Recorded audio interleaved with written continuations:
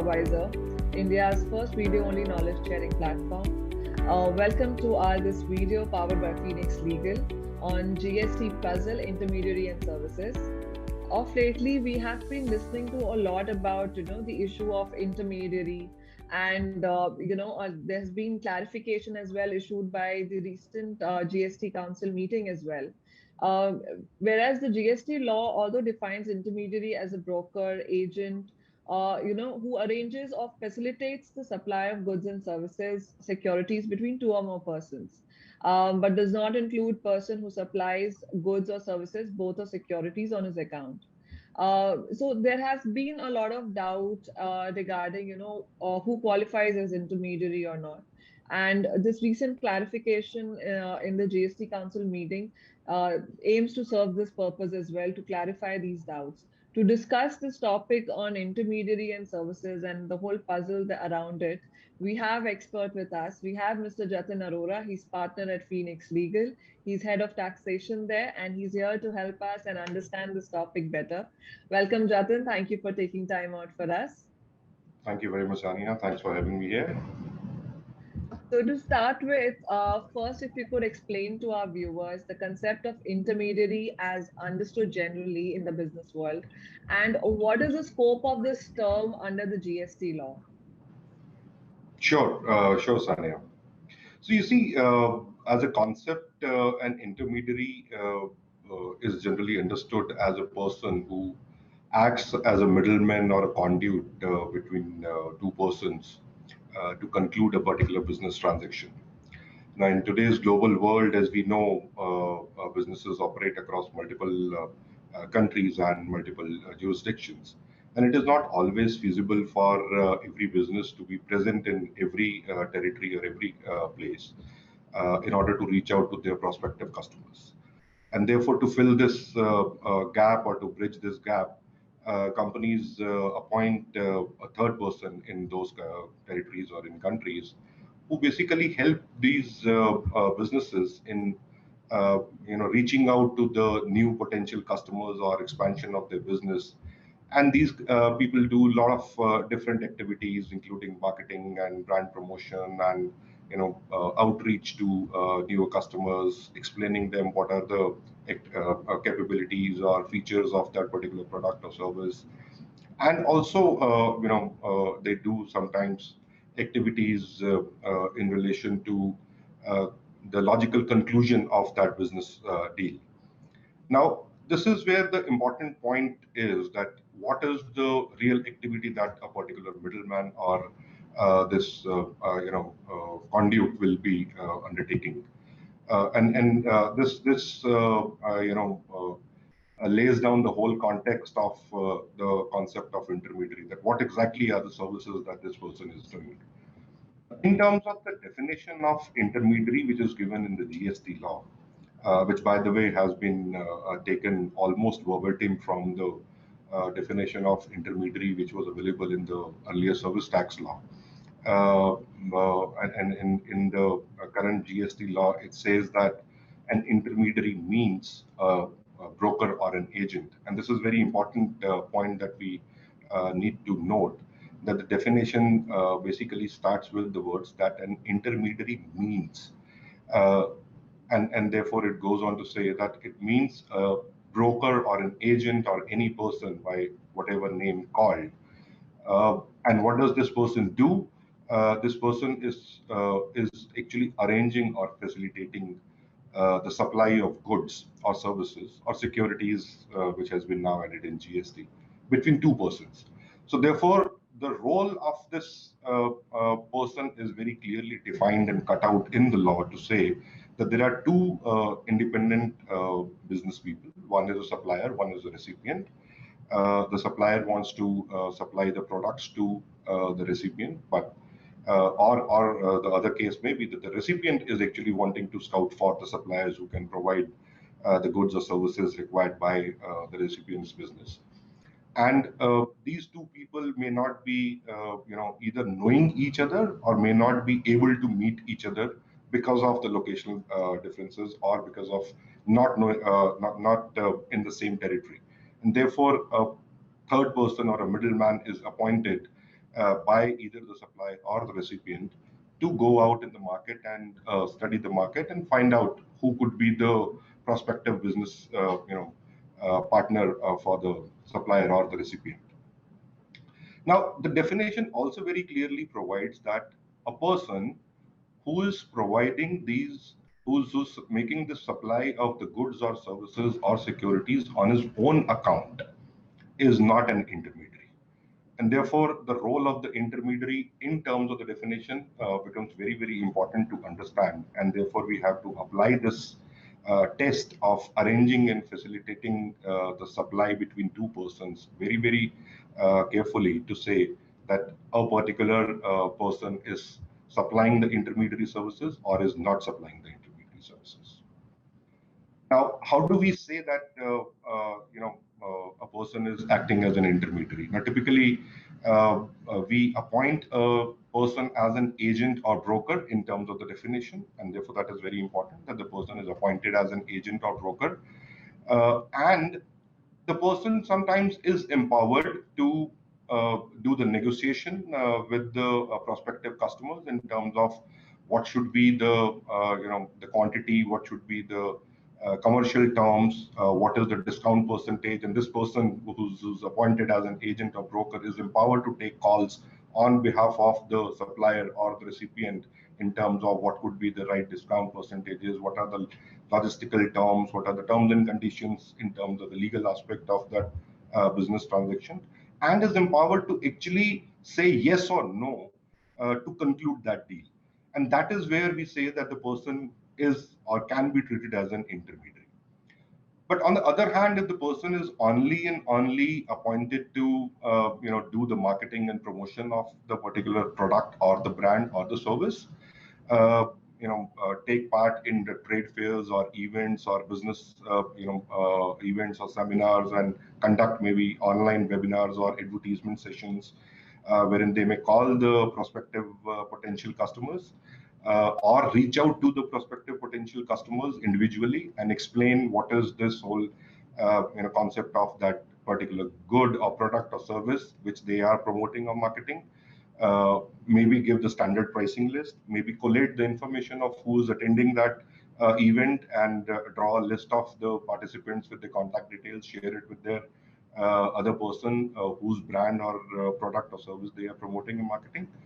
We'll certainly will generally say that these are not the activities which are in relation to actually arranging or facilitating the supply between the two people, because the supply is yet to conclude. And just finding out the new customers may not be falling into the zone of actually arranging and facilitating the supply between two people. And therefore, we may say that right now this person is not acting as an intermediary. Thank you, Jatin, for yes, Jatin. Actually, that really explained pretty well to our audience, what is likely to fall under the definition and what should not be, which actually takes us now to our next question. So, what was the actual issue related to this concept, and why GST Council had to issue this detailed clarification, White Circular 159 of 2021?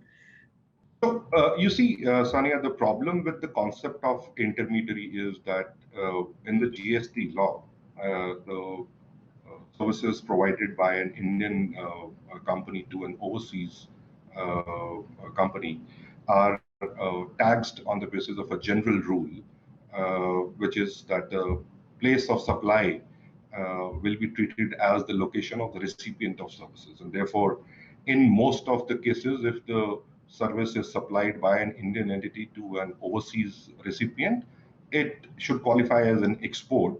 And there are conditions which are mentioned in the GST law as to how the services should qualify as an export. And typically, when the services qualify as an export, the exporter is not supposed to charge any tax on the invoice, and is also entitled to claim the benefits of the refund of the input taxes and other related incentives. Now, the intermediary services are carved out as an exception to this general rule, and in the GST law, it says that the place of supply for the services provided or supplied by an intermediary will be the location of the intermediary, which means that if the Indian service provider is providing services to an overseas entity and he qualifies as an intermediary, then the Indian service supplier will not be entitled to claim the export benefits and will not be eligible to go and claim the refund of the input taxes that it has paid for provision of those services.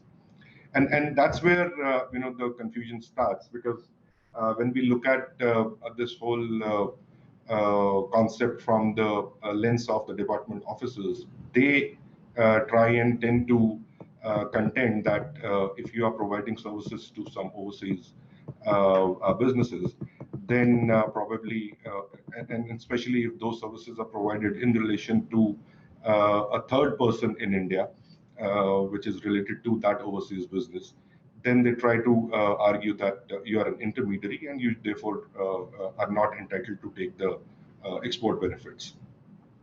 It's not that this is a new confusion which is coming. This, as we said, that this concept of intermediary was there in service tax regime as well. The problems related to the interpretation of the definition of intermediary arose during that time as well. The surprising part is that even in the service tax regime, this confusion about the interpretation reached the highest levels of the courts. Many cases were dealt with by the tribunals and the high courts, and they have laid down clear judicial guidance and principles to say that in which situation a person should be treated as an intermediary, and which all activities are outside the purview of an intermediary and are to be considered as principal to principal supply and therefore qualifying as export. The surprising part here is that though the concept of intermediary has traveled to the GST regime from service tax, somehow the judicial wisdom which was evolved on this concept has either not traveled to this GST regime, or is not being considered in detail by the officers before they go and issue the notices to industries contending that they are intermediaries and therefore does not qualify for export benefits.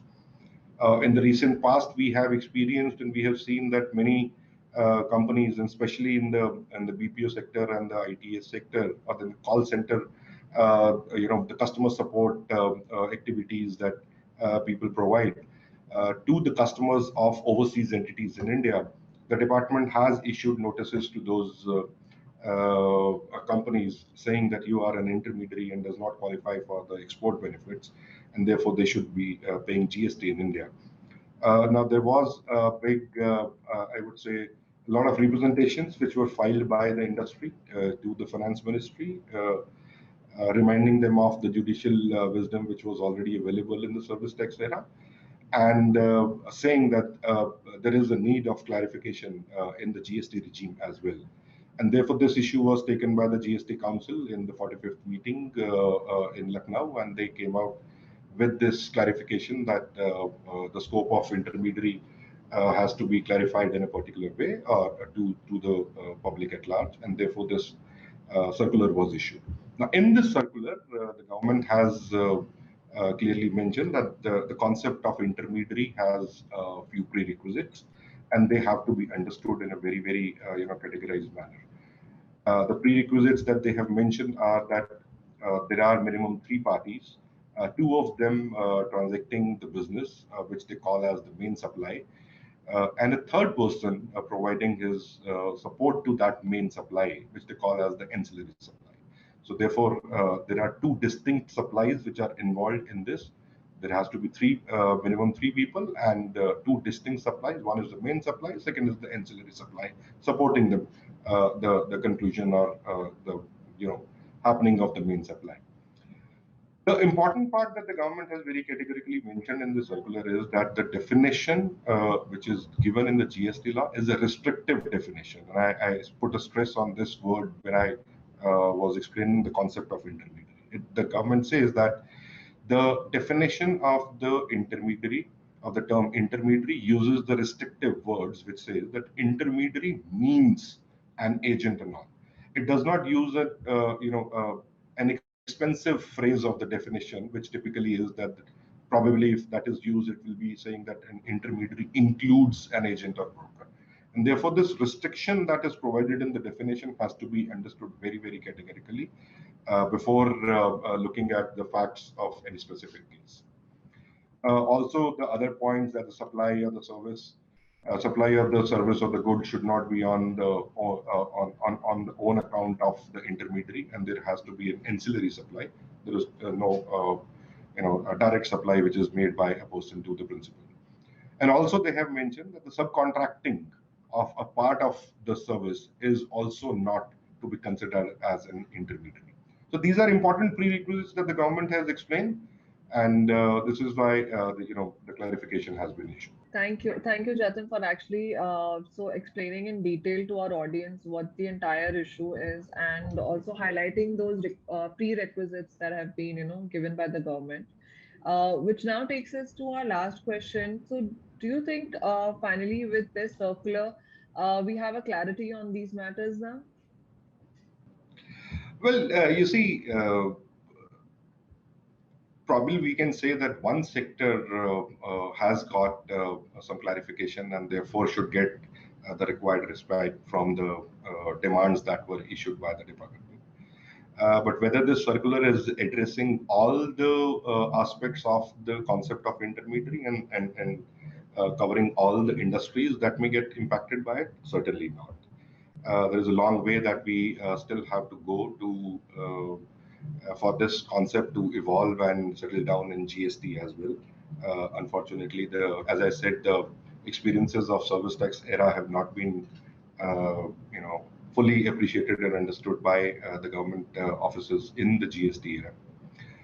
And in fact, if we look at some of the illustrations that have been given in the circular by the government to explain the concept of intermediary, we may say that if we look at how the government has explained those specific services in those respective illustrations, it may well lead to some more confusion on the subject.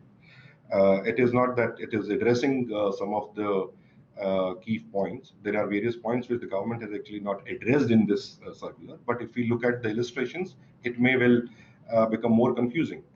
Although the government has given a caveat in the circular itself to say that the illustrations are only for indicative guidance and they should not be, taken as such as an interpretation in respect of the service categories which are mentioned in those illustrations. But the experience that we have in past in service tax as well as now in GST, we don't really feel that it has served the purpose for which the circular was issued. There is a possibility that the officers may actually look at those illustrations and start thinking from the perspective that they now need to look at the specific facts of each case under the guidance of those illustrations, and there may be a preconceived notion about those specific service categories.